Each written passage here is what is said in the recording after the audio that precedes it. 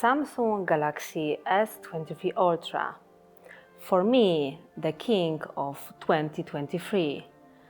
And iPhone 15 Pro Max. Is it able to threaten Samsung's position?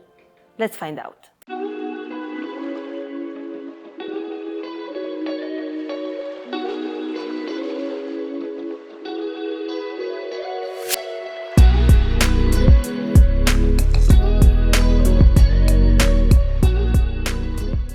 In appearance, both of these devices are quite different. It is known that design is an individual issue, and some may like one device more, other another device. Samsung is taller and centrally a bit wider than the iPhone.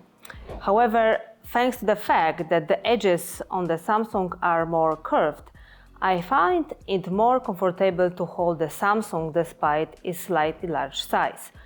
Both devices look very well fitted, nothing is going wrong here. We have titanium bezels in the iPhone, so we have to wait to see how they will behave in the future, whether there will be any problems with these bezels. The screen of both devices is actually top. Increased refresh rate, AMOLED screen. On the other hand, what is centrally striking now is that the iPhone has these bezels quite narrow, much narrower than it was last year. And these bezels are simply symmetrical.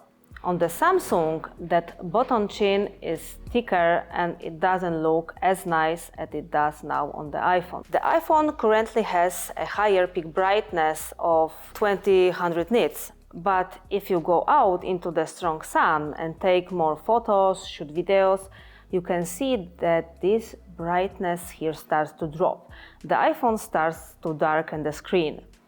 After a while, it's definitely not 2000 nits anymore because the Samsung is brighter. At Samsung, we have fingerprint and 2D face unlock. At iPhone, we have Face ID, which is amazing. I love extract from the one situation when the phone is like on the desk and I need to pick it up to use Face ID, yes? As for the fingerprint on the Samsung, it works just fine. In fact, it rarely fails me. And how does this phone work? This is quite interesting.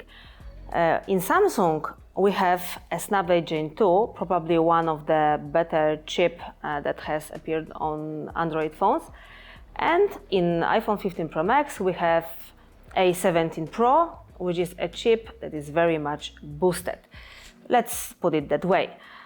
In such daily use, the Samsung, even when the temperature is high, remains cool.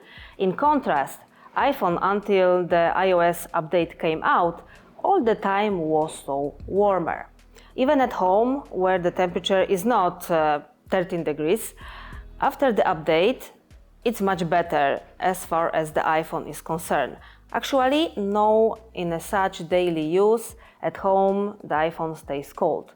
On the other hand, when I was outside, when it was 25 degrees, now it's cooler, and I use both devices outdoors, such as social media, taking pictures, the iPhone got warmer than Samsung, and it was really noticeable when I had the two devices in my hand. And now, for how fast apps fire up, my impression is that most apps fire up faster on the Samsung than on the iPhone. The iPhone, on the other hand, is smoother. Although the Samsung is one of the smoothest phones on Android right now, it can match the smoothness of the iPhone. And I can say directly, Samsung is faster, while much more pleasing to the eye is the iPhone. In addition, what the iPhone doesn't have yet is of course stylus, S Pen, which some people use it less, some people use more. I use this stylus more as a remote control for photos, but I know people who see documents, so they use it for business matters. In the iPhone, we have an action button to which we can assign specific functions. And now range and call quality. Both here and here are perfect, and these are actually probably some of the phones that have the best call quality and have the best ranges that are available on the market today. As for the speakers, these phones on the speakers play quite comparatively. However, the iPhone plays, according to me, a little better. The sound on the iPhone is more full than on the Samsung. The speakers, but speakers aren't most important because most of us listen to music on headphones, wireless headphones, and here the difference is huge. Samsung can support aptX and LDAC versus iPhone, which really only supports AAC and SBC. I know iPhone is mainly aimed at AirPods users, but let's consider that not everyone who uses iPhone listens to AirPods. And while my Neural True Pro play very well, even with the iPhone, while they are headphones, they are very heavily dependent on codecs. And now the camera. In Samsung, 200 megapixels, in iPhone, 48 megapixels, in Samsung, 2 telephoto lens, 3 and 10 times, and in iPhone, only 1 telephoto up to 5 times. That's the biggest difference. And how does it look in practice? This year, I'm surprised because last year, the 14 Pro Max wasn't my favorite when it comes to photos, and I never hid it. The HDR handled poorly, the photos were very sharpened, I just didn't like these photos very much. This year, the main lens photos from the iPhone 15 Pro Max are great. Here the photos are taken at 24 megapixels on the iPhone, and really these photos have a lot of details, have great colors. Much more natural than on the Samsung S23 Ultra, especially when it comes to the sky and grass. Daytime photos, portraits and selfie are nicer for me on the iPhone, and I will hide it. As for the main lens, I'm satisfied in terms of how the iPhone does it. In poorer light conditions, the case changed a bit. In most cases, the Samsung does better. And now the zoom. Here we have telephoto up to 5 times, and here we have 2 telephoto lenses 3 times and 10 times. And in my opinion, this telephoto on the iPhone does very well in good light conditions. In the worst light conditions, it's a little weaker. And now is also a question of who prefers, because 5 times is quite a distant perspective, and everything between 1.1 and 4.9 is simply a digital crop from the main lens sensor. Here we have a tele 3 times, and if we see ourselves 2 images, then usually the 3 times from the Samsung will be a little better in quality, and 5 times will be a little better in quality from the iPhone, of course. On the other hand, the question is, how do you take pictures? Are you more comfortable with a single telephoto of 5 times, or do you prefer a narrower range? That is, for example, 3 times, and then have this second telephoto up to 10 times, and as it did in the Samsung. In the iPhone, zoom up to 15 times is very good.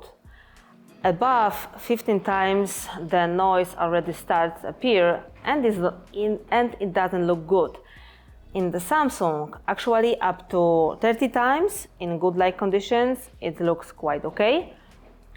Portraits clearly are, in my opinion, for the iPhone. For example, hair is better cut off. Now on the iPhone we can add a portrait mode for ourselves after taking a photo. Of course, on Android it already was. We can even adjust the degree of blur, so this is nothing new.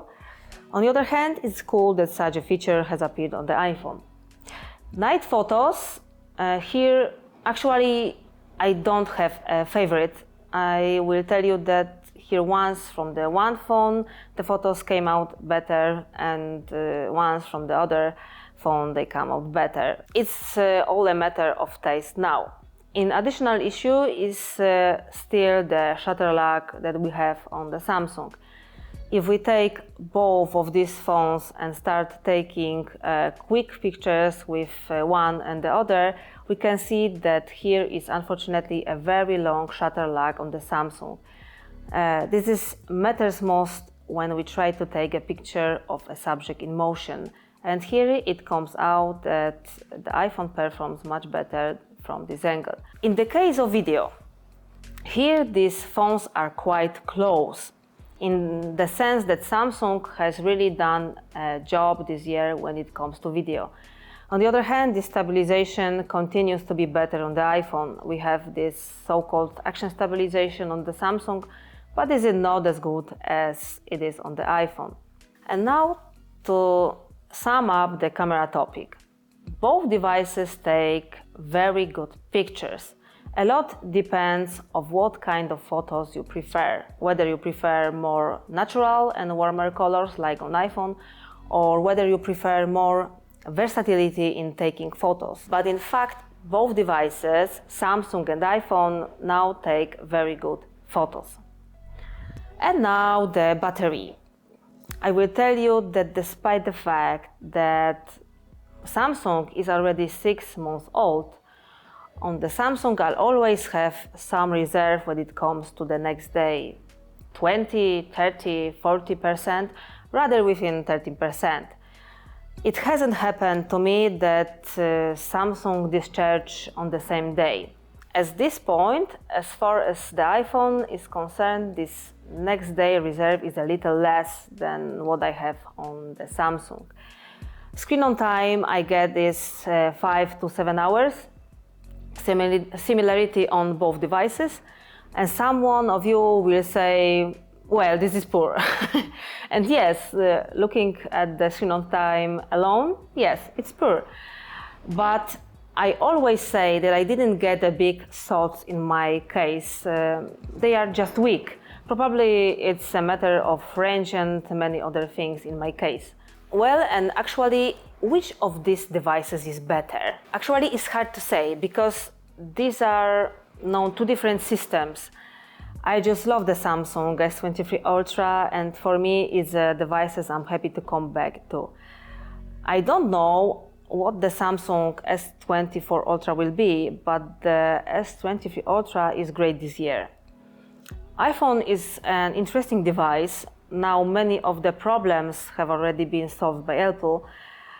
On the other hand, it seems to me that this chip A70 Pro plus the design this year, which is a mystery, but I think both of these devices are among the better devices at this point. A lot depends on what system do you prefer, whether you just prefer Android or you prefer iOS. So thank you very much for this video. I hope I help you at least a little by making this comparison. I invite you, of course, to my next videos. See you!